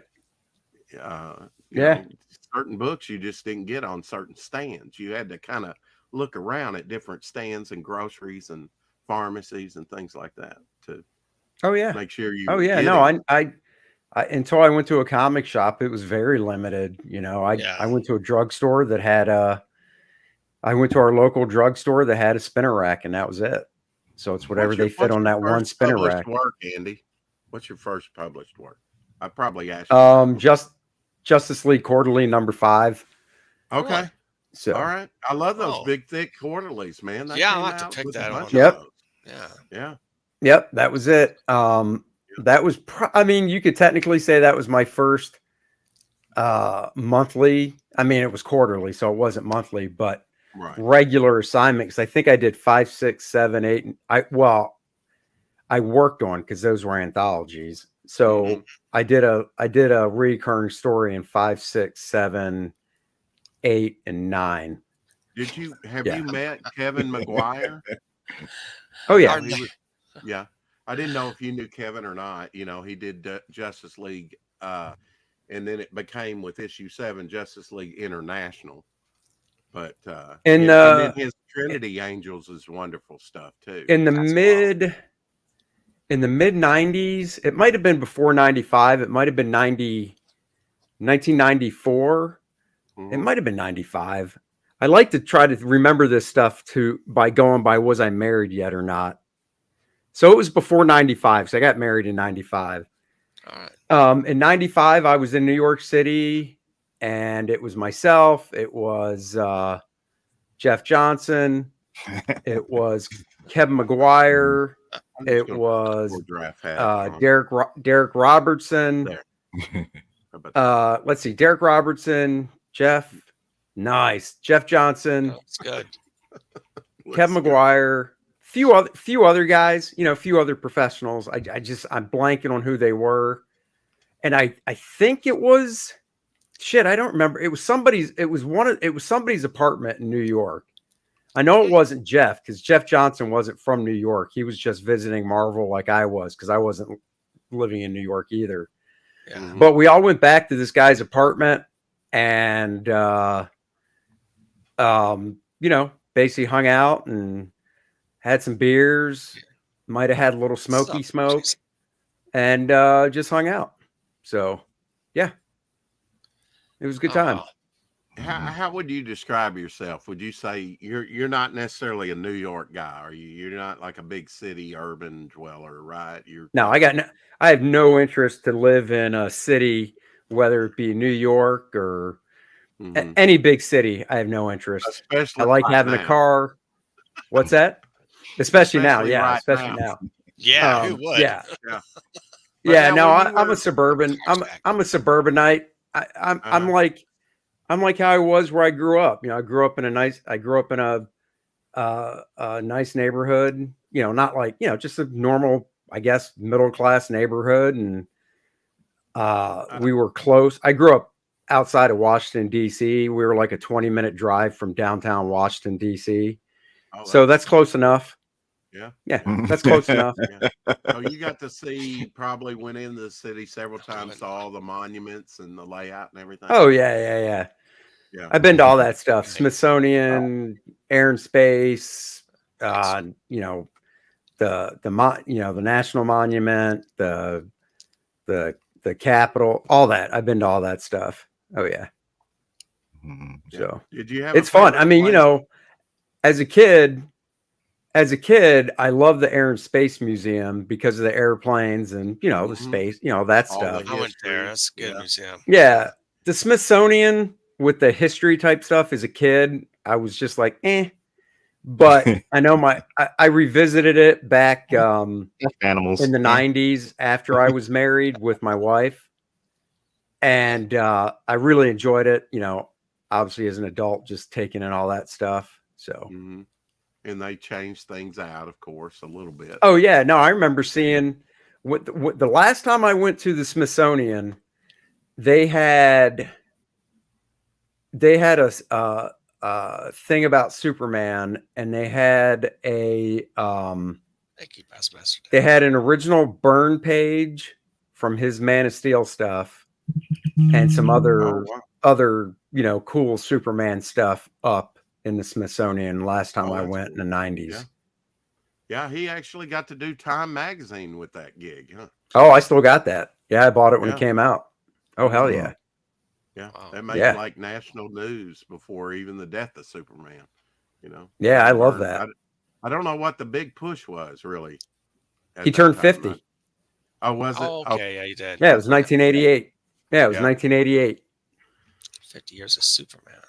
Superman turns. It was drawn by John Byrne and inked by Jerry Ordway. So Yeah, I was Oh, going to ask yeah. you, when you went up into the New York area there, did you find time to look at some of the museums, like the Modern Museum oh of yeah, Art? I've been to the MoMA. Yeah. Oh yeah, I've been to the Met, National History, whatever it is up there. Yeah, I've been to all those. I found out all the hot dogs. I got they've got hot dog Oh vendors yeah. throughout Manhattan, and I tried one. I said, "Oh, that's really good." The really long ones, long buns and stuff. Oh yeah. But then I tried one again in front of the Met, and it was pitiful. So not all those hot dog vendors are the same, even though it No, looks but I like. tell you what, the pretzel vendors, those pretzel Yeah. vendors are awesome. Mm-hmm. I doubt they even have the magazine stands anymore like they used to have. Yeah. Oh, there you I go. don't. At the Since we're Getty. talking about highbrow stuff now, Yes. a couple of days ago, I visited Oh, the nice. J. Paul Getty Museum, Oh, that's and Very awesome. I nice. saw the William Blake exhibit. Yeah, Really? see William Blake back there. Yeah. Yeah, man. Dude, I he's tell you, extraordinary. a great museum to go to is in Pennsylvania, in Brandywine, is it the NC Wyeth? When I went, there was NC Wyeth, there was Howard Pyle paintings and stuff at the museum. I think it's just Cerebus. called the Brandy. It might just be called the Brandywine Museum. We went there as a field trip when I was at the Kubert School. And a culture. Randy, wasn't that a porn star? Probably. Oh. Probably. Let me check my collection. Google search it. Let us know what you find. Yeah. Our basement. Google search it without No. safe search on and tell me what comes up. Went to, I was that a-hole who I'm was taking pictures of all the paintings. Wow. That's cool, man. Now, where do you live? Where's that at? I have no idea. I live in LA, and the Getty Oh, is okay. in Brentwood. Yeah. Brentwood. The upper Brentwood. Did you drive by OJ's place? Ooh, OJ's. He's in the truck. And he's scared, man. I see OJ. 20-mile-an-hour chase. Where's Brentwood compared to like Burbank? Probably a 15-20 minute drive, depending on the traffic, south of Burbank. Oh, that's not bad. Yeah, besides downtown LA, the only other real landmarks that I've been to, or whatever you want to call it, is Burbank and North Hollywood. And that's it. Okay. Look at the No, I take that back. Oh, damn. There was another. Oh. Disneyland? Oh, no. I've been to where's Disney located? That's not Burbank, is it? Anaheim. And Orange County. No, not Disney World. I mean the actual offices and stuff. Oh. Like DreamWorks and stuff. Are they Burbank? Oh yeah, DreamWorks is in I think of Burbank. Yeah. So I've been to DreamWorks. What's the there's it begins with a C. Damn it. I'm trying to remember the Columbia. No, and I want to say Carlsbad, but it's not Carlsbad. That's way south. Culver? Huh? Culver City. Yeah, I've been there too. Yeah. That's exactly where I am right now. Is in Culver City. Oh yeah. I live in Culver City. City. Knoxbury Farm, maybe. Yep. Been there. Yeah. The last bastion of civilization in the right. in the greater metropolitan area. Yeah. Is it really? Well, there are a few pockets. It's still not affordable, I bet, though. Oh no, but I'm stuck. I can't get out of here. My wife, she makes a good living in insurance, so I can't move. Wow. At least HEX can navigate the traffic. I would never try and drive up around Manhattan. How did you actually take a car up and try and drive in Manhattan, Andy? Me? Yeah. I've done that. I did that a few times. Oh God. I would just, it's not bad, because what I would do is I would drive into New York and I would park my car at the Port Authority. Mm-hmm. And then I would just take, this going back into the 90s, and I would just take cabs from the Port Authority, and then I'd be done, with whatever I was doing. And, sometime at night, and just go back to the Port Authority, get my car, and just leave. So, but I don't think driving around Manhattan is that bad. I saw some of the taxi drivers, I saw them like coming in, when we came in the shuttle, the bus, into Manhattan at Grand Central Station. And man, they would pull up within a quarter of an inch going like 35 miles an hour. They're crazy. You just got to know how to drive. That's all. My dad was from New York. Oh God, man. Things I like life a little slower pace than that, I hear you. That's so close. Man, they're aggressive when they drive. Yeah, it can be. Not that I don't drive aggressive around here, but I know the lay of the land. But up in Manhattan, you're an exception, right? Yeah. It would be. No, I was lucky enough. Well, I've been to the top of the Empire State Building, but I made it to the top of the Twin Towers in the 90s and stuff. So. Oh, you did? I didn't do that, but I did go to the Empire State Building and look over, and you could see the Statue of Liberty way out there. But now the Statue of Liberty I've never been to. I'd like to, but I've never been out there. Liberty Island. I was thinking Liberty Kong and all the history, with the statue. With the Empire State Building, it was pretty neat because there's been a lot of famous people. You go in there. Marilyn Monroe visiting and other dignitaries and celebrities and things that have been up there. So it's got some history. Yeah. Of course, Yeah. the largest building in the world at one point for a At very one short point, time. yeah, sure. Now, Yeah. check your audio, Rex. Some people are complaining about it for Well, some reason. I don't want to You blow okay? anyone out. Okay. I haven't changed it, but All I mean, I right. can hear you. I've seen those, but I can hear you fine. So I I can hear don't know. okay. Yeah. okay. Maybe they need to turn it up. I don't know. Well, that looked like a good little museum show, Hex. Oh Yeah. yeah, it's huge, this place, and I haven't been there in about 20 years, Mhm. and they've renovated it and expanded so much. We were there for like 3 hours and still didn't see everything. Oh wow. Wow. So much. God, I haven't Andy, been to a museum in a long time.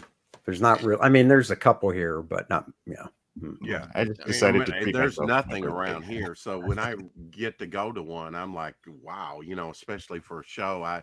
Back in '87, I went to Manhattan to just see a Van Gogh retrospect, and they had a Paul Klee Mhm.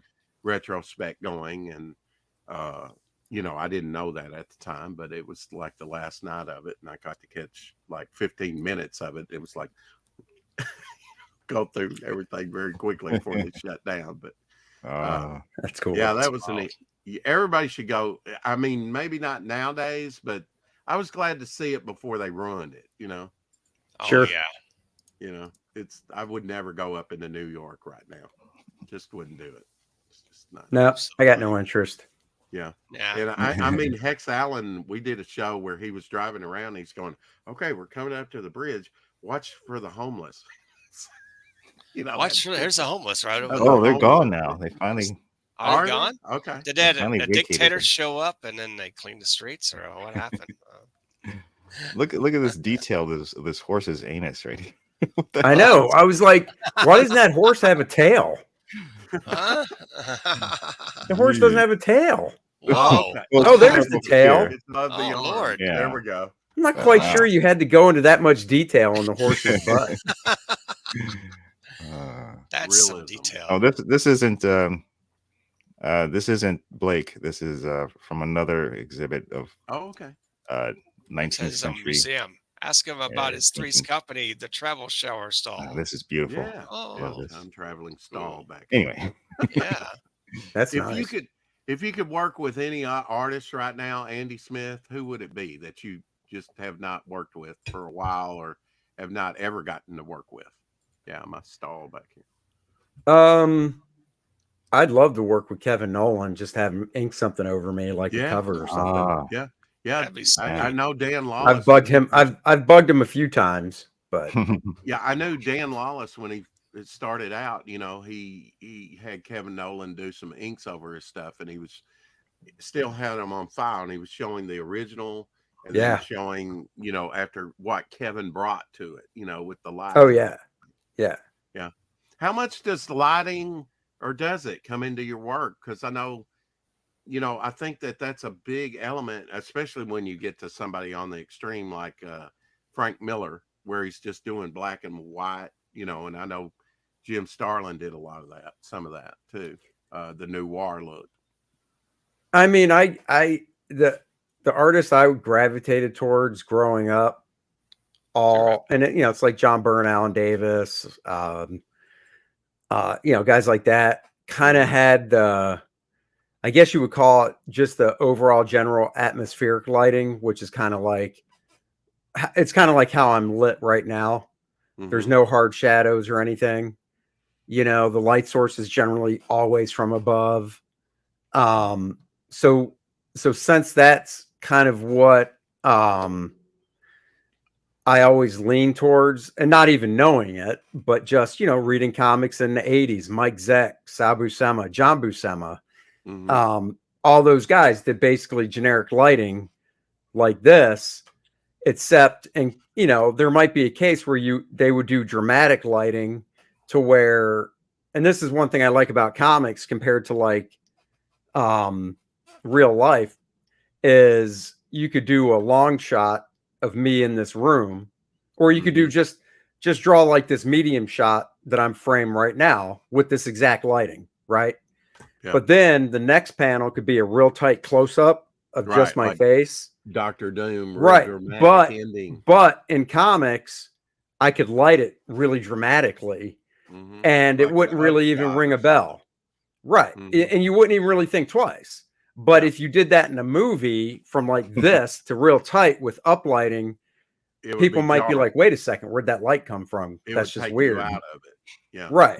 So for me, it depends also on the story. Like if I was drawing a Batman story, I would probably go into it and tackle it and say, I'm going to do more lighting in every panel because Batman to me should have more shadows. Yeah. Right. Whereas if I was doing a Superman story, I would draw the whole book almost more like this overall general lighting. Because to me, Superman is supposed to be basically bright and shiny. Right. You know, It's kind of like a creature of the night, like Spawn. You'd probably do more. oh yeah, Spawn would shadows have and more different- shadows. You know, Captain America would be more open. The Punisher would be more dark and heavy. Now, you know, but you know, you look at somebody like Mike Mignola when he was doing regular comic book work, you know, before Hellboy, and almost all his stuff had really dramatic lighting because that's just No, the that's silhouette. him. Yeah, and Kelly Jones for that matter as well. Kelly Jones, you know, even though he had a huge long run on Batman, most of what Kelly does, he would always have really dramatic lighting everywhere. But Did once you? I again, guess that's you- just that's his thing.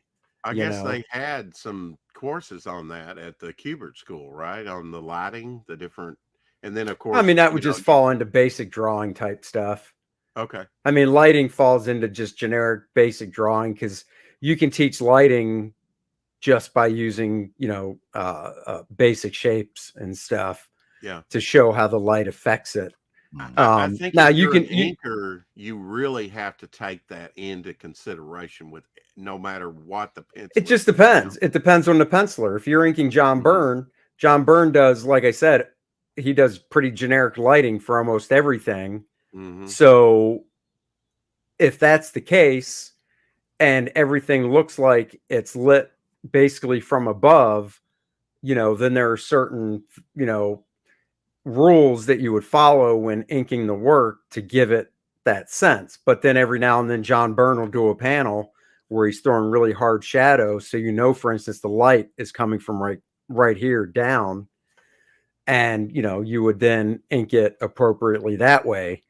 So it really just depends on who you're inking and the style of the art and stuff. At least when I ink somebody different, that's the approach I take to it. Well, where you just entered in a brand new year, 2024. What are your kind of plans besides nice and tight? What do you? Well, I hoping mean, the next core draft, you know, we've been working on it. Dennis has already written probably almost a quarter to a third of the next one. I've already drawn a couple covers, trading card. I've designed a couple characters. I've got to design a couple other things before I start drawing the interiors. But, you know, we want to get the sign up page for that live by February 1st. And then beyond core draft, you know, we've got Dennis and I have something else we want to try and do that's along, core draft related, we'll say, until we want to fully announce what it is later in the year. So, I mean, that's basically it. I mean, the one thing is for me, just drawing a book just takes up so much time. I don't, I don't have it in me to do like 2 different projects in 1 year. You know, like if I do 2 projects, like 2 core draft things, that's different. But 2 totally different things, I just don't have that. I thought you had like the gaming aspect in core draft on that campaign, right? We're gonna have that again. How did core draft kind of come about with you and Dennis? Oh, it was great. Thank you very much, Eric. Oh, Yeah. We Yeah, were Eric. Good look, it Ken. was Yeah. Eric. 2022. We were driving to a convention in the spring, March or April, maybe even May. No, I think it was March or April. We were driving to a convention, and First Man 2 was wrapping up, and I said, I'm thinking about doing something else for my next campaign. And I had kind of an idea of what I wanted it to be, and I told him about it on purpose because I knew, his background with this type of stuff, Mm-hmm. and basically said, is it something you'd be interested in, collaborating on? So, Yeah. and the rest is history. Okay, so you kind of had Yeah. the impetus for it, the idea for it before Yeah, you. I had like I had the nugget of an idea, you could call it, for it, just Mhm. the German of an idea What did for he it. kind of bring to the project? Well, I mean, tons of, for the gaming aspect of it, that's all him because he's a Mhm. huge he's been big into D&D role playing type games since the very first D&D one came out in the 80s. He's read tons of fantasy books along that genre and stuff, and he's just very well versed in that genre. So that was a huge part of it. I knew he wrote some short stories before, and I know when he does a role playing game with friends, he usually is the one that writes and crafts the game. So it's not just a game that I guess you could go like buy off the shelf and just play. He Mhm. creates his own, and I knew that. So I figured, what he doesn't know about writing comics and comics in general, not from the fan standpoint, because from the fan standpoint, Dennis is a wealth of knowledge, Yeah. obviously, with his Yeah. collection Yeah. and stuff. Mhm. But from the creation standpoint, he's not, and he'd tell you that it was all new to him. So, but I knew that with my knowledge of it and my experience in doing comics and stuff, that I could basically guide him down that road and help him get used to it, and basically educate him on what goes into making comics, even writing scripts and stuff. Because, like I said, he's written short stories before, but that's night and day from writing an actual comic book script. Yeah. Well, I mean, I had 30 years of experience of working with different writers, and I keep all the scripts that I've ever been sent. So I had plenty of examples to show them of different script writing styles from different writers and stuff. And it was a learning process for him as the script went along. We'd go over it together, and I would point out things that just didn't work because it's a comic and not prose, Mhm. and obviously, if while I was drawing it, if I thought something would work better, then not changing the story, but just how he might have broken it down on the page. If I had an idea that was like, what, that's fine, but it would work better this way. I mean, I would just do it. I mean, I would tell him, but I would do it, and I would explain, this is what you did or wrote, and the reason I did it this way is because, and then I would just break down the reasons why I changed what he did, because it fit better in a comic book visual format than how he wrote it. Yeah. I imagine Core Draft is 2 is going to run even more smoothly. Hey, DVB. Oh, I already know it will just from talking to him, What's going on? talking about the story and where we want it to go and stuff. Um, I know I have no doubt it's going to go more smoothly. And honestly, this one didn't, the first one really wasn't. I've worked with writers before in, the mainstream, and had more issues with some of the stuff they've written and how they wrote it than I did with anything Dennis wrote, you know. So just it's one of those things. Just because you get a job doing it doesn't mean it might mean to the casual fan, you know everything, or you know you totally know what you're doing, but that's never the case. I mean, hell, I've been drawing comics for 33 years. I can't say I know everything about it. I know a lot, but it's a continuing learning process. That's And true. I think, I think in any creative, via spinner racks, Yes, that's I don't right. He think so. does. It did back in the 90s. Yeah. That'd be cool. Yeah, no, I think any creative endeavor, whether it's writing, drawing, you know, any type of, you know, art, painting, or, you know, acting for that matter, I think once you stop trying to learn and progress, then you just become stagnant. You know, I don't care how long you've been doing it for. I mean, once again, 33 years this year, and I'm still trying to, you know, better myself and not change things for the sake of change, but just better myself and just keep learning. I think there's probably been a few artists that I could name, but I won't, that have I mean, I can too. Later in their careers, they kind of plateaued and didn't grow as an artist artistically, I think. I can, and once again, out of respect, partly because I know the person and have worked with them before.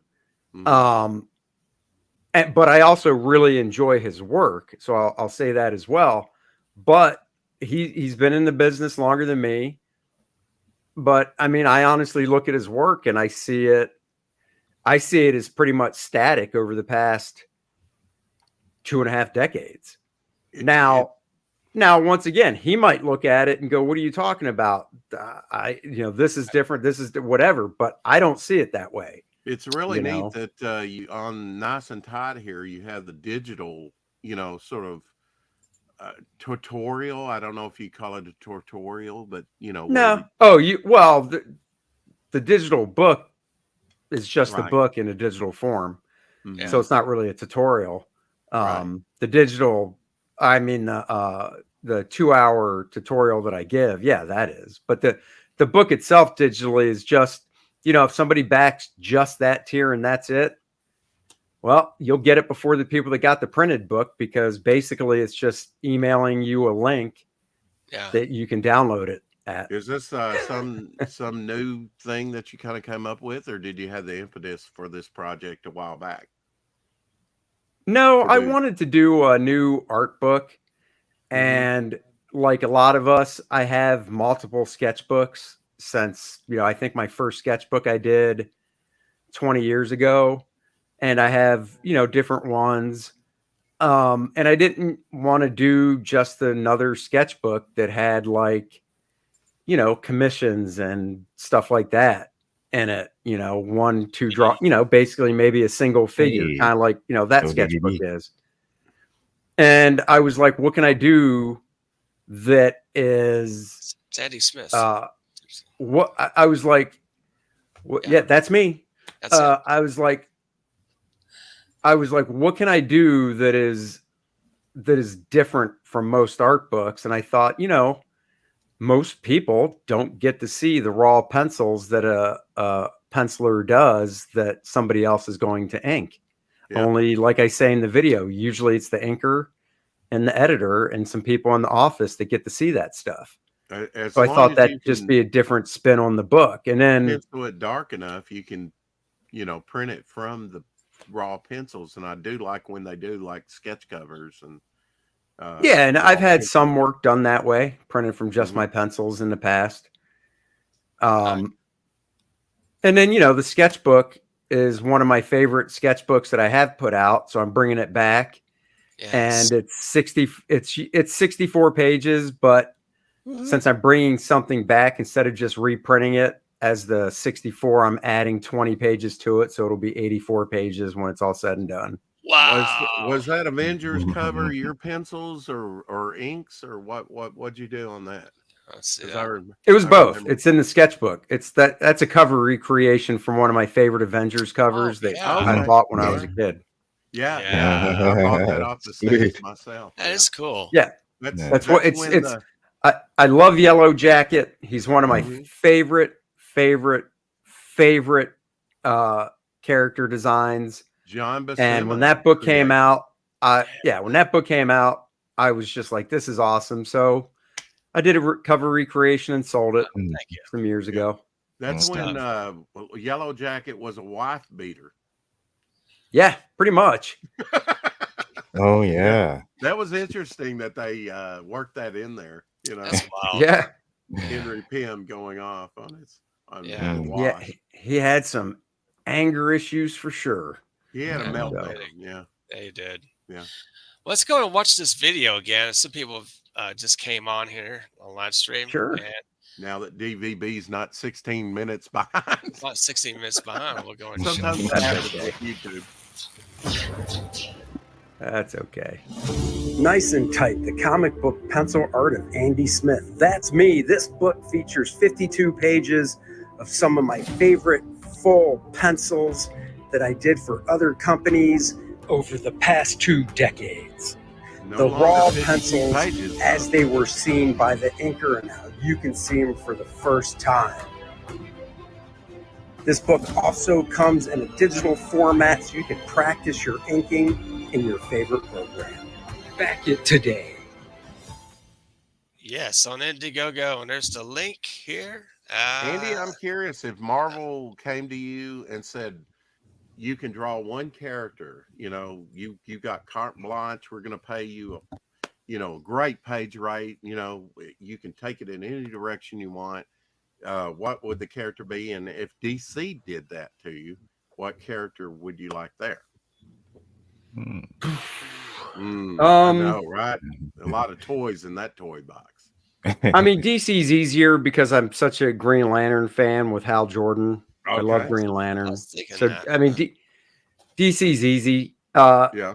The second one at DC would be Aquaman, but it would have to be classic Aquaman with the orange and, Yeah. green tights Right. and the short blonde hair, not the beard. I think, Right. Yeah. I hate all that. Marvel's harder. Marvel could be Captain America, huh? I love Captain America, but Uh-huh. Captain America would be one, but I do like Captain Britain Britain. Oh, because he yeah. flies. I like Mhm. characters that can fly, and even though Aquaman can't, just the movement in the water and stuff, you can kind of give that feel. Yeah. So I mean, with Marvel, it'd be classic Excalibur from the late '80s when Chris Claremont and Alan Davis were doing it. That team of Excalibur, where it was Captain Britain, Megan, Nightcrawler, Kitty Pryde, Mhm. and Rachel Summers. Of power. So Yeah. At the Alan Davis sort of era. that team. Mhm. And that costume as well. I love that costume and stuff. That's very cool. That's a good Yeah. choice. Yeah. So Yeah. your former reading of comics would kind of inform your decision, of course. Oh yeah. Yeah, totally. Yeah.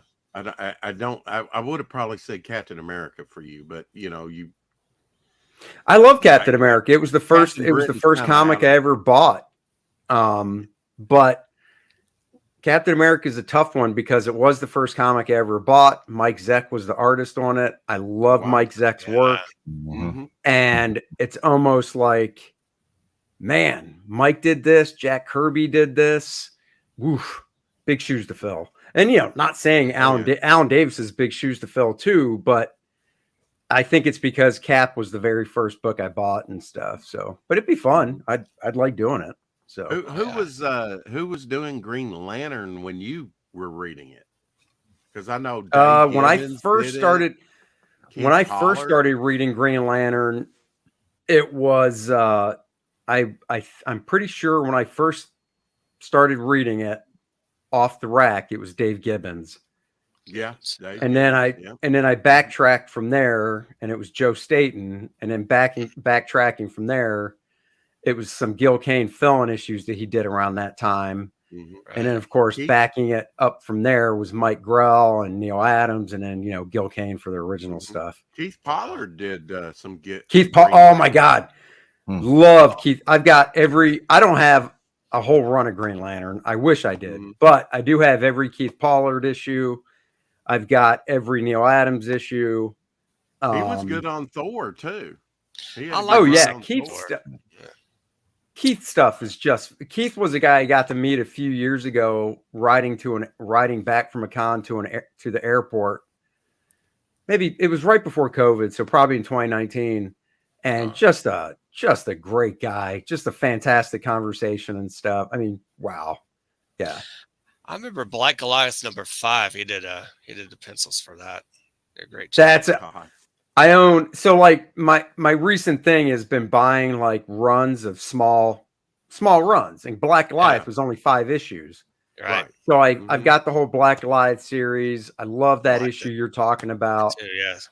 I think he did an issue with Inhumans too, because I have the whole 9 issues of Inhumans. After Perez, I think he did. Yep. Few. Yeah. He never drew Captain Marvel, but I have the whole Captain Marvel run from Marvel. Yeah. 60 issue or 62 issues of that. He did some Black Panther stuff too, which was awesome. So He did. Yeah, I remember that. Did you ever meet Jerry Bingham? Jerry Bingham did Black Panther. Oh, I love Jerry's work. I met him. Good. He's from Arkansas, so that's the I met Jerry for the first time actually last year at Heroes Con here. Okay. All right. I've talked to him online, but I met him face to face. Yeah, I love Jerry's work. One big thing in the 80s I remember was starting, at Marvel was the death of Captain Marvel. All those great graphic novels that you would get, almost like the Treasury editions in the 70s. It was an unexpected surprise, although that was, more comic shop oriented, the graphic novels. You wouldn't find those on the stands, but you would get like Walt Simonson, Ron Wilson would do his, Andy Smith would do his, and you'd see just all these great artists that you were never really exposed to or didn't know that much. But one graphic novel really introduced me to a lot of artists during the 80s for the very first time, with their projects, and some I knew, like Ron Wilson, would see his stuff all over. Ron stuff. He did that boxing super boxers stuff. Yeah. Super boxers. Yeah. Mm-hmm. Oh yeah. I know Walt Simonson did one, and just that was a great time. There was the whole thing. Bernie Wrightson one that did. Didn't Ron Wilson do one like called Wolfpack? I think he did. Yeah. Was that Ron? I know Wolf. I know what you're talking about. I didn't know he drew it though. Okay. I know, in my mind's eye, I first see Ron comics, Bale War. I think Jerry Bingham did the Bale War one. Oh, Beowulf. Yeah, Jerry did. Yeah. I still got it. I bought that brand new. He adapted that for First Comics. It's Beowulf. I freaking love that book. Oh man. I did not realize till I talked to Mike Barron about, a few months back about this subject, but he was saying that First Comics is still in business. They just don't do very much. Wow. I did not They're realize not the same, they were still around. Not the same people. No. Not the same people? Okay. A different management, I'm thinking. Yeah. Okay. Mm-hmm. Well, every now and then he says First Comics will drop something. I did not know that they were, the company was still around. But it tends to change hands over time, right? Yeah, they have. Yeah. I mean, the 80s were just so fruitful. You had Pacific Comics, Eclipse Comics, First Comics, just so many different, and the black and white, explosion. It was a fun time. It was more, you went to conventions, and like we mentioned earlier, it was more creator centric.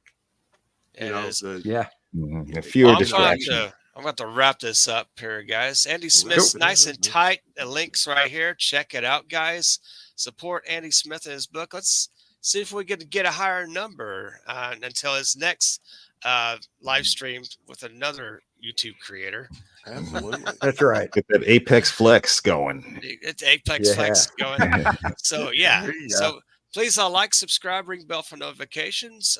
Share this live stream with your friends, with your people you don't know, and That's right. whomever. And thanks, Andy, Mhm. for coming in Yeah, today. thanks for Absolutely. hanging Show. with Thank us you. for so long. Yeah, don't worry about it. Absolutely. Anytime. Yeah, it was fun. Absolutely. Little secret, I it got did- me out of de-decorating. My wife has been doing all the de-decorating. I'm gonna walk in the house. I'm gonna have to I lift did. everything back in the attic, like the tubs of Christmas decorations and Right. stuff. But it's all taken down. I didn't have to do any of it. So That's wild. Good for you. Very cool. I told my Shadowhawk, my co-host, that I would remind you that you invited me and him to come over and be with you and Dennis and talk comics sometime. So I'm just reminding you. now I will do that. Right. Don't we forget. are now that you know Don't forget. we took the year off, obviously for Christmas, but Absolutely. this Yeah. past week was our first show for the year, and we did we did some movie stuff. Next week we have a guest, Mhm. Christian Toto of Hollywood and Toto, Oh, cool. and we're trying to plan out guests and stuff. So All right. just shoot me the DM as a reminder too, and we'll get it going. And I'll mention to Dennis, and Cool. definitely try to shoot him a DM as well, because I Okay. know he's going on John's Long Box in a couple weeks, who I was on right before the holidays. Oh yeah, I'll be on So John's Dennis, Long he- Box you know, the same thing. John 23rd. was like, "I'd love to have Dennis on," and I'm like, "Just reach out to him." So he did, Yeah, and they John's set a up a mega date. collector. He's got a heck of a I know. collection, man. Yeah. I'll show a bit of a fembat here. There you it's go. one of my late projects that's going to be come on this year. Mainly fun my comic, but mostly well, it's like an old trailer. But here we go. Fembat. Yeah.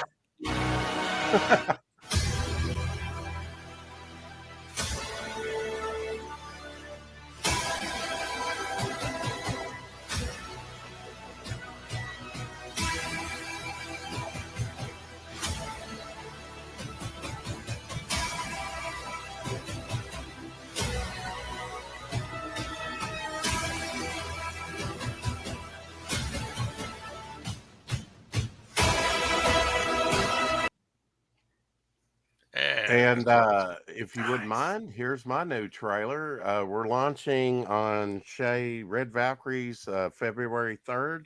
I'll be on John Oh, cool. Longbox the 23rd talking about this project.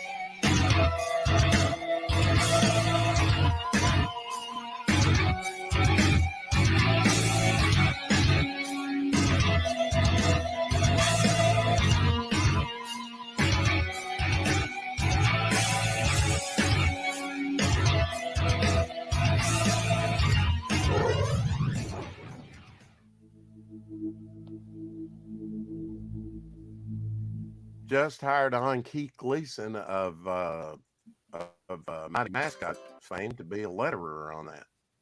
Very cool. Oh, So cool. excited to join, have him join the team. Excellent. Andy, Well, it was thanks, a guys. pleasure as It's great. always. Thanks You for got it. Yeah, coming man. in. It's been Yeah, fun, you're welcome, guys. man. Anytime. We yeah. always like to do open brain surgery and pick your brains about art and comics, I love questions. So All right. Hey, God bless everyone. Have a great day, great week. Until the next video, ciao for now. bye-bye. Bye-bye. Ciao.